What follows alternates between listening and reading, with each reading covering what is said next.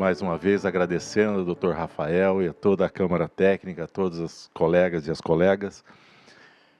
O tema que me destinaram foi eletroterapia nos pacientes queimados. Então, nessa temática dos queimados, e o Dr. Juliano, que me antecedeu, já fez toda uma análise que vai me facilitar a vida. E eu vou fazer um foco mais específico na questão da eletroterapia propriamente dita, que é o que a gente vai debater. Bom, está aqui um pouco do meu currículo. Sou professor titular aposentado do Departamento de Fisioterapia da UFSCar, fui professor visitante do Departamento de Fisioterapia da Federal da Paraíba. Atualmente eu sou professor na Engenharia Biomédica da Universidade Brasil e a titulação está ali, todos podem observar ali a grande oportunidade que eu tive de fazer um pós-doutorado na Harvard Medical School, justamente no departamento de dermatologia. Bom, então o objetivo da nossa palestra é entender os mecanismos fisiológicos relevantes nas queimaduras e mapear o que funciona, para quem funciona, quando e como, ou seja, quais os parâmetros gerais vai funcionar. E traduzir essa questão da eletroterapia, para a melhor evidência para a tomada de decisões clínicas mais seguras para o nosso paciente, né? Então, no contexto clínico, por que importa a gente fazer eletroterapia? Então, primeiro, o paciente queimado, a gente viu agora mesmo com o Dr. Juliano, tem uma carga de doença muito grande, tem dor intensa, tem risco de infecção, atraso na epitelização, tem problemas de contraturas, cicatrizes hipertróficas, uma série de condições já relatadas.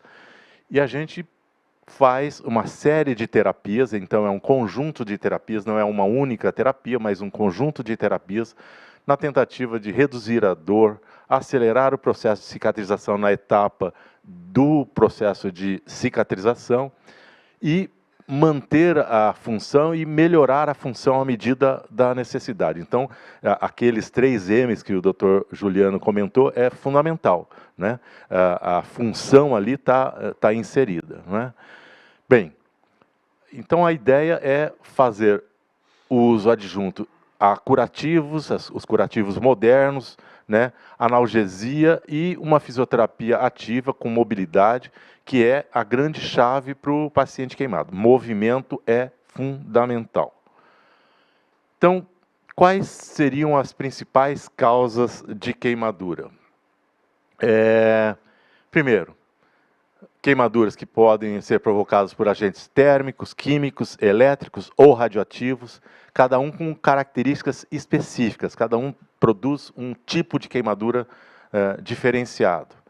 Acaba produzindo danos às camadas da pele, às vezes queimaduras mais profundas, às vezes menos profundas, e os fatores que influenciam, né, a gravidade disso é justamente que tipos de tecidos são expostos, que tipo de tecidos são envolvidos nesse processo da queimadura. Então, depende do tempo de exposição, da intensidade do agente, da área corporal comprometida e assim por diante. Então, aqui, por exemplo, a gente tem algumas possibilidades, por exemplo, de queimadura de 1º grau, 2º grau, 3º grau, e aí a gente vê a profundidade dos tecidos que estão envolvidos nesse processo. Bem, então, entrando na questão da eletroterapia propriamente dito, ou seja, o que a gente vai usar e como elas atuaria essas alternativas terapêuticas. Então, eu vou centrar em 2 vertentes, na realidade. Então, a primeira vertente é o uso da estimulação analgésica transcutânea, a estimulação elétrica nervosa transcutânea, o TNS, para produzir justamente analgesia. Então, modulação da nocicepção, controle do portão e, principalmente, a liberação de opioides endógenos. Isso é fundamental. Então, a gente tem uma evidência muito forte da TENS no tratamento da dor aguda. Então, a gente tem vários materiais documentados sobre o uso da TENS na dor aguda. Em queimados, também há estudos randomizados, controlados, mostrando analgesia de procedimentos. Tá? E por exemplo, tem em desbridamento enzimático, e eu ressalto aqui uma tese que eu orientei há muito tempo atrás, da doutora Ana Rosa Lapa Alcântara, que é uma fisioterapeuta da Bahia, que fez o doutorado em Buenos Aires, na universidade. Eu tive a oportunidade de ser orientador dela. E nós fizemos um estudo justamente de analgesia de procedimento. Ela trabalhava na unidade de queimados do Hospital Geral da Bahia, de Salvador, e na unidade de queimados. E nós fizemos, então, um estudo do procedimento de eletroestimulação com TENS nos processos de procedimento de troca de curativos, por exemplo. Né? Então, a necessidade da troca dos curativos é fundamental, e você não pode fazer essas trocas sem, pelo menos, um alívio da dor por parte desses pacientes, dessas pacientes. Então, há uma melhora da dor quando combinado ao tratamento analgésico padrão, e aí tem a referência para isso. Além disso, a outra oportunidade de usar a eletroterapia é exatamente a estimulação da cicatrização propriamente dita. Então, as correntes chamadas de alta voltagem, não é? E a microcorrente. Não é? Então, a gente usa nessas condições a ideia da galvanotaxia, que é fundamental. Então, a gente usa a polarização, a polaridade dessas correntes para produzir a chegada de células específicas que nos interessam naquela região. Então, a polaridade correta deve ser escolhida por parte do fisioterapeuta para poder fazer esse procedimento. A angiogênese, a modulação da inflamação, o estímulo à migração de queratinócitos e fibroblastos. Então, a gente precisa ter uma modulação adequada para esses procedimentos, para poder estimular os processos de maneira adequada. Nas revisões mais recentes, há a sugestão, então, de benefícios em feridas crônicas, especialmente, com evidência clínica crescente. Veja, já não está completamente resolvida, mas está crescendo o número de análises nesse processo, e aí a gente tem duas referências que falam exatamente sobre esse aspecto, e uma delas é uma meta-análise publicado agora em 2024. Então, para a questão da utilização da TENS, a gente então tem a TENS que produz uma modulação ativando os mecanismos opioides endógenos de forma muito importante, proporcionando então um alívio por meio da estimulação elétrica. Então, é muito interessante porque esses pacientes frequentemente demandam opioides para alívio da sua dor. E isso produz um processo muito complicado, porque o opioide produz uma série de efeitos colaterais muito sérios, muito importantes, e a gente, eliminando ou aliviando a dosagem dos opioides, a gente consegue uma melhora da qualidade de vida desses pacientes. Né? Então, a gente tem, como todos sabem, a gente usa diferentes frequências para ativação com o uso da TENS. Né? Então, a gente pode fazer mudança das frequências para fazer a ativação de diferentes receptores opioides. Então, isso é muito importante porque a gente pode fazer esse intercâmbio, essa mudança das frequências, e isso produzir a possibilidade de manutenção dos níveis analgésicos nesses pacientes. Se a gente usa sempre a mesma frequência o tempo todo, pode começar a haver um processo o paciente vai se acostumando com aquela frequência e isso acaba produzindo um fenômeno muito importante que reduz a eficácia do nosso tratamento, né? Então, entra num processo de tolerância por causa do uso repetido, e isso é fundamental que a gente faça essa alternância. E a gente pode, inclusive, reduzir o uso dos opioides, eventualmente até suprimir, e a gente pode intercalar o uso da estimulação transcutânea, eventualmente com o uso dos opioides. Bem, então a gente tem aí a modulação por esses mecanismos opioides. É o mesmo slide, vamos lá, ficou repetido ali. Então, a gente tem a possibilidade de aplicação da TENS, nós sabemos com os eletrodos, tem alguns detalhes que a gente precisa ter atenção. Primeiro, o posicionamento dos eletrodos. Isso é fundamental. Então, normalmente a gente procura posicionar nos trajetos nervosos para a gente aumentar os níveis de eficácia analgésica do nosso tratamento. Então, é muito importante e a gente pode fazer a tentativa de cobertura da área dolorosa quando a gente vai trabalhar com a estimulação transcutânea, né? Manter um espaçamento correto e adequado entre os eletrodos, porque isso modifica o nível de eficiência do nosso tratamento. E, obviamente, muitas vezes é importante a gente, às vezes, fazer pequenas modificações na técnica, porque, às vezes, você não está conseguindo o melhor resultado, justamente porque a técnica não está muito adequada àquilo que você poderia executar ou viabilizar em termos de analgesia para conseguir uma eficácia adequada. Bem, então, o uso, existem alguns estudos já com RCTs em pacientes queimados, né? Mostrando, então, tem lá duas referências aí para a gente analisar, né?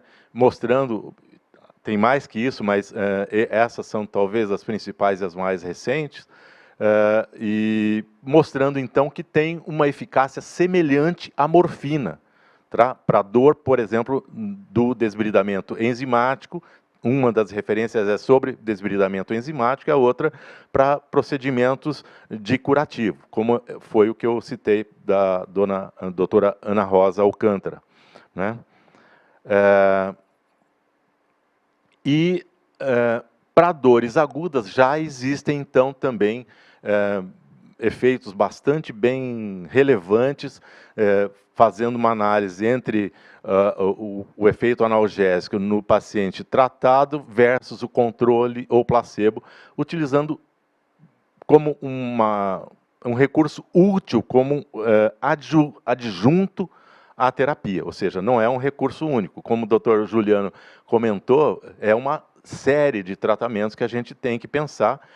Como eu fui destinado a falar sobre a eletro, eu estou focando na eletro, mas lembrem-se que nós temos uma série de recursos, aquela mesa lotada de talheres e recursos para a gente poder trabalhar em diferentes condições. Então, aqui, por exemplo, uma estimulação analgésica que a gente está, por exemplo, fazendo uma queimadura de não muita extensão, mas que é importante e pode ser feito um alívio importante para esse paciente usando a estimulação elétrica transcutânea. Então, a gente, como já falado em outras palestras, a gente precisa observar muito as condições nutricionais desse paciente, a circulação que está indo para aquela região, para poder fazer uma estimulação elétrica com efetividade, além da observação da técnica propriamente dita, como eu já disse anteriormente. Então, E aqui eu vou agradecer ao Dr. Rinaldo Guirro, que me cedeu alguns slides. Esse é um deles. Eu fiz umas pequenas modificações, mas ele me cedeu os slides, então agradeço a ele. E aqui eu queria entrar na questão das correntes de alta voltagem, da corrente, das microcorrentes e outros tipos de corrente, porque o que a gente tem aqui? Nós precisamos entender que nossa estrutura corporal é fundamentalmente corrente elétrica. Correntes elétricas o tempo todo circulando. Não é? Então, inclusive, o conceito de morte, se a gente parar para pensar, a morte é a isoeletricidade nos circuitos cerebrais. Isso significa que a morte é a falta ou a ausência da corrente. Portanto, veja, morte celular é também ausência de corrente. Isso eu dou essas aulas desde as primeiras aulas na pós-graduação, na UFSCar. Os meus alunos vão se lembrar muito bem. A gente tinha uma disciplina exatamente focando nesses aspectos, onde a gente levantava de onde vem a corrente, como é que elas surgiram ao longo da vida, da organização celular. Né? É muito interessante. Então, aqui é uma ideia de como é que funciona essa história das correntes em si. Ali, na esquerda, em nível celular, em diferentes camadas celulares, e aqui à direita, no corpo inteiro, como um todo. Não é? Então, os potenciais elétricos estão fortemente relacionados com a reparação cutânea. Então, quando você tem uma lesão, você tem uma alteração no potencial elétrico naquela região, que se dá da seguinte maneira. Aqui, por exemplo, um estudo mostrando como é que se modificam esses potenciais elétricos, e a gente vê que, à medida que vai cicatrizando, vai alterando. Então, quando você faz a lesão, você começa a ter uma modificação desses potenciais, e nesse slide a gente vê claramente. A gente observa na figura da direita uma lesão. Então, aquela depressão que está sendo observado ali é a lesão. Do lado esquerdo e do lado direito, a gente tem a pele íntegra, e à medida que a gente vai caminhando para o centro da lesão,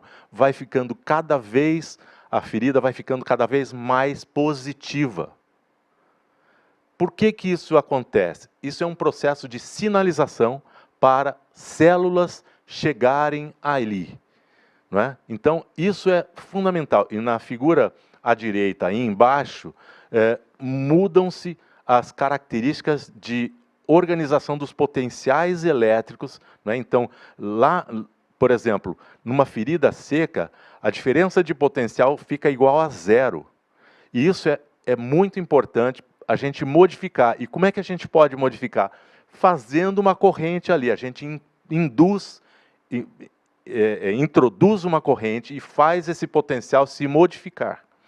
Então, isso é fundamental para a gente induzir a uma reação do organismo a reagir contra aquela situação de estabilidade. Então, a gente produz uma instabilidade para que haja uma reação orgânica e o organismo comece a reagir, fazendo o processo de cicatrização ser reparado novamente, realizado novamente. E aqui, por exemplo, para cada uma das fases do processo de reparo tecidual, o processo inflamatório, o processo proliferativo, o processo de remodelamento, você tem células específicas e você tem a polaridade que você deve usar para estimular uma ou outra célula. Então, a gente tem possibilidade de fazer fagocitose e autólise, no processo inflamatório, no processo proliferativo, a fibroplasia, não é? E no remodelamento, a contração e a epitelização do tecido. Então, vejam, e ali tem uma série de dados da literatura demonstrando isso e quem vai responder e de que forma. E se pode observar que a maioria das correntes, ou as correntes que estão colocadas ali, são correntes polarizadas, e isso é super importante para a gente poder modificar aquela DDP que eu acabei de me referir. Então, aqui, por exemplo, um exemplo típico de uma situação unicelular, né, mostrando, aliás, o fibroblasto sendo dirigido por conta do potencial elétrico em função do tempo. E a gente vê estudos demonstrando isso efetivamente, né? E aqui, então, um estudo mostrando, por exemplo, com o uso dessas correntes numa situação de cicatrização, né, a gente vê da esquerda o grupo controle desse trabalho e à direita o grupo que foi estimulado. Veja que o ângulo de inclinação da reta de regressão desse estudo mostra que o grupo que usou a estimulação começa a cicatrizar ou cicatriza com uma rapidez muito maior, e isso é muito importante quando a gente tem um paciente que está com déficit de cicatrização, né? Então, a gente tem aqui, fazendo uma depuração dessas ideias todas, é que a gente tem que as correntes de alta voltagem, a microcorrente, uma estimulação elétrica em geral, tem a possibilidade, né, tem um mapeamento já na literatura, mostrando que a eletroestimulação acelera o fechamento, estimula a angiogênese em feridas, em queimaduras agudas, e os estudos ainda são muito pequenos, né, mas apontam uma redução no tempo de epitelização, e aí, infelizmente, ainda, alguns desses estudos têm uma qualidade metodológica moderada ou variável. A gente precisa ainda fazer mais estudos, e eu diria, como pesquisador, que é uma boa estratégia, um gap de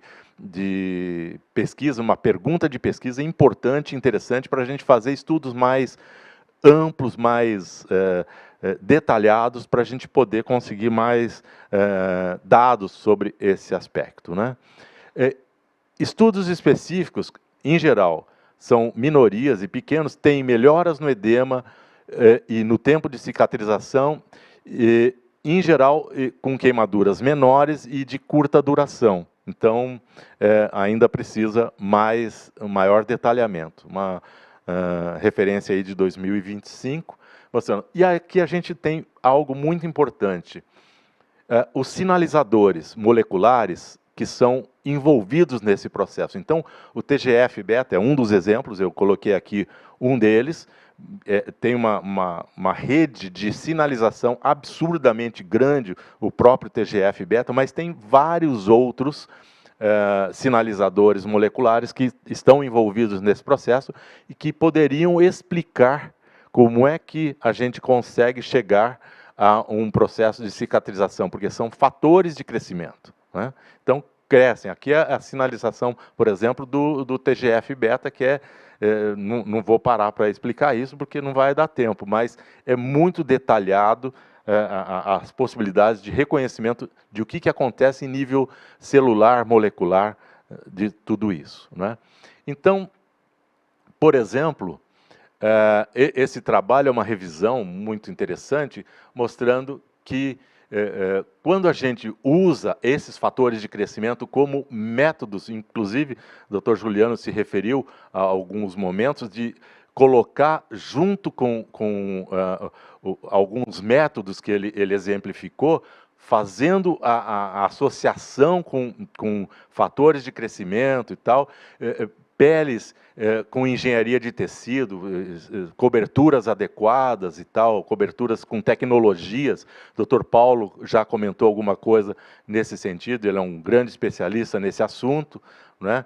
A associação com a fotobiomodulação, com a oxigenoterapia hiperbárico, uso de PRP, não é? Então, E outra, a gente já está chegando, né, o doutor Juliano já também comentou, o uso de terapias gênicas, a gente está chegando a um nível muito interessante que a gente pode fazer o uso disso tudo acoplado com a situação do paciente, naquela situação que o paciente se encontra. Então, o que a gente pode dizer? E na prática clínica, como é que fica essa história? Tem um detalhe muito importante que eu queria ressaltar. Quando o sujeito vai fazer retalho, como é que fica a área doadora? Muita gente se esquece que a área doadora tem muita dor e a gente precisa tratar dessa dor. E a TENS pode ser uma estratégia muito legal, muito boa para tratar.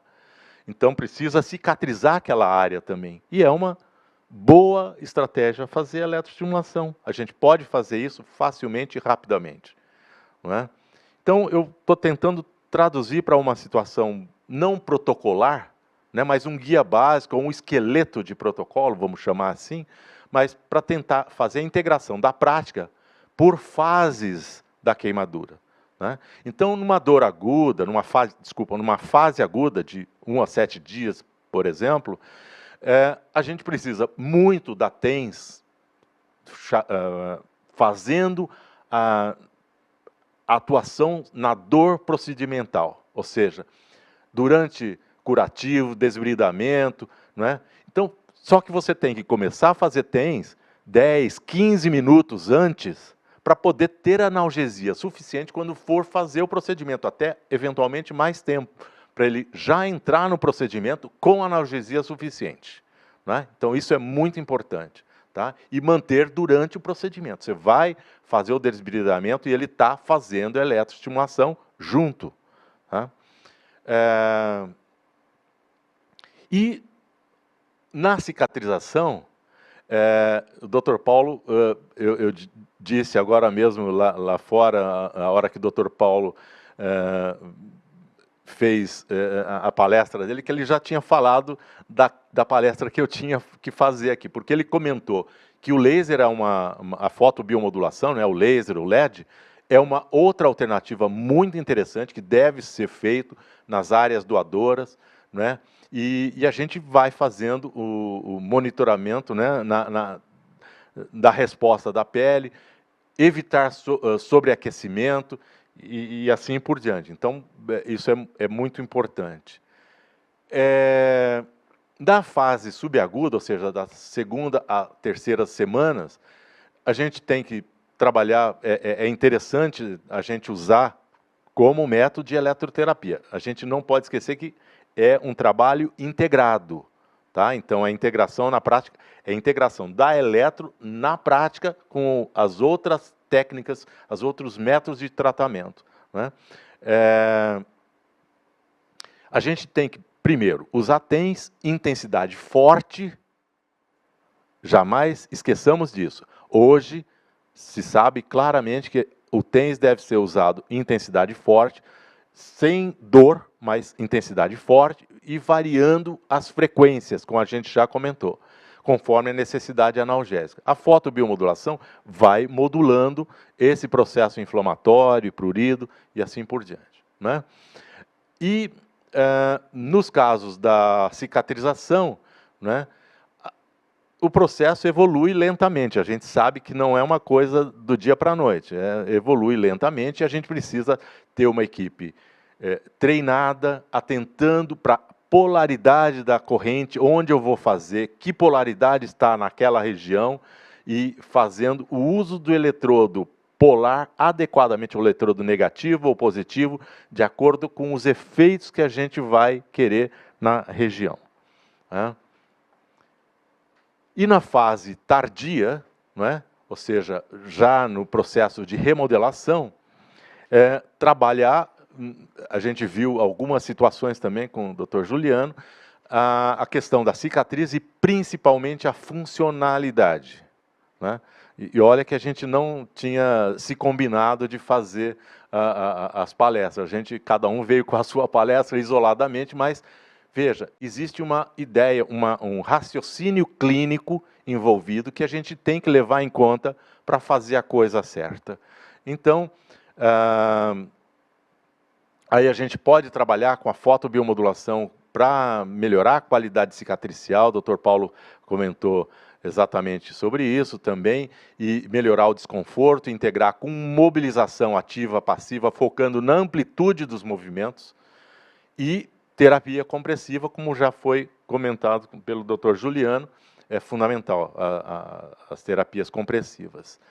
E o que a gente pode falar que as evidências clínicas ainda estão numa fase inicial e em construção. Então, em ciência é muito legal isso porque são tijolos. E a gente está na base ainda. A gente precisa construir muitas coisas e, de repente, daqui a pouco a gente consegue construir o telhado e construir a nossa residência confortavelmente. A gente espera que isso seja possível. Então, a gente precisa pensar na segurança do paciente, avaliar que contraindicações a gente tem e pensar em boas práticas, ou seja, não aplicar em áreas ativas de infecção, não tratada, então você tem que ter antibiótico terapia acoplado, áreas com marca-passos, áreas com sensibilidade cutânea reduzida extrema, ter uma inspeção muito detalhada da pele antes e depois, fazer uma higiene adequada dos eletrodos. Na área da fotobiomodulação, a proteção dos olhos, evitar cremes fotossensíveis, né? Qualquer substância fotossensível, respeitar a dosimetria. Tem gente fazendo coisas malucas com dosimetria da fotobiomodulação e não usar isso para substituir o desbridamento, a antisepsia, o antibiótico, quando indicados. A gente tem que integrar. Né? E integração multiprofissional. A gente viu claramente que a gente precisa ter uma integração multiprofissional, ter uma documentação, o Dr. Juliano ressaltou isso muito bem, uma documentação que o fisioterapeuta deve fazer com a descrição dos parâmetros das respostas clínicas, das observações, de medidas efetivas, medidas palpáveis para a gente poder ter análise da evolução desse paciente, inclusive com documentação sob o ponto de vista ético-legal. Né? Então, colocando dosimetria, disposição dos eletrodos e entre todos os outros parâmetros possíveis que a gente possa descrever sobre a técnica de tratamento que a gente vai fazer. Então, por exemplo, a gente, indo para o final, a gente vê que a TENS é útil para dor procedimental, para curativos, desbridamento, para alívio da dor, em geral, com estímulos fortes, frequências variadas, para evitar a tolerância opioide. A estimulação elétrica é promissora, mas precisa ainda de padronização, melhoria, aumento do número e estudos mais amplos, mas já tem algumas evidências iniciais. E, resumindo, o TENS no alívio da dor, a estimulação na cicatrização, e a gente precisa de estudos mais ampliados, com N maiores, estudos clínicos randomizados, com um número de pacientes maior, e depois fazendo revisões sistemáticas com meta-análises para tentar ter um dado com confiabilidade estatística suficiente, com confiabilidade clínica suficiente para a gente poder fazer uso na nossa prática.